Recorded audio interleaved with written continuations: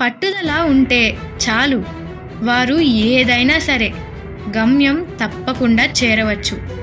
ఉదయించే సూర్యుడిని ఆపడం ఎవరి తరం కాదని గుర్తుంచుకోండి. ఏదైనా సాధిస్తా అనే నమ్మకం మాత్రం తప్పకుండా ఉండాలి. గమ్యం చేరాలనే తపన ఉండగానే సరిపోదు. నీతో పాటు ఎంతోమంది నీతో పోటీ పడుతూనే ఉంటారు. వారి ప్రయత్నం వారిది, నీ ప్రయత్నం నీది.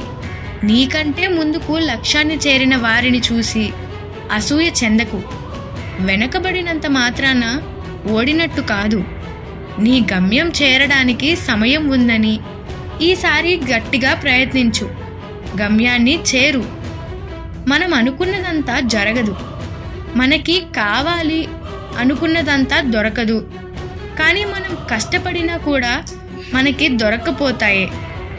దానిని రాసి పెట్టుకోండి, లిస్ట్ చేయండి.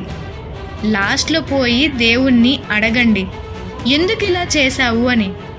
కానీ దాన్నే ఆలోచిస్తూ ఆరోగ్యాన్ని పాడు చేసుకొని లైఫ్ టైంని వేస్ట్ చేసుకోవడం ఎందుకు? అయ్యింది, అయిపోయింది, జరిగింది, ఎవరు సరి చేయలేరు. ఇంకో ఛాన్స్ ఉంటుందని దానికోసం ముందుకు వెళ్ళు.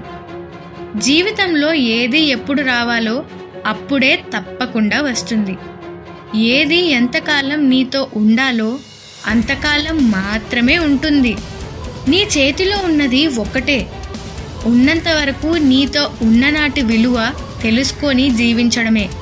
ఇంట్లో నుండి బయటకు వెళ్ళేటప్పుడు మెదడును తీసుకెళ్ళండి. ఎందుకంటే లోకం మీకు అడుగడుగునా పరీక్ష పెట్టాలని చూస్తుంది.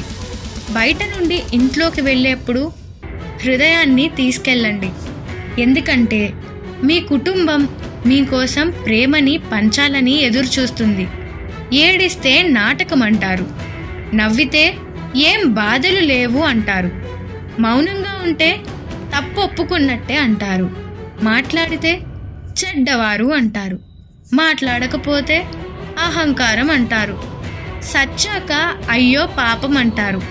నువ్వు ఎలా ఉన్నా అనేవాళ్ళు ఏదో ఒకటి అంటూనే ఉంటారు. అనేవాళ్ళని వాళ్ళ కర్మకే వదిలే.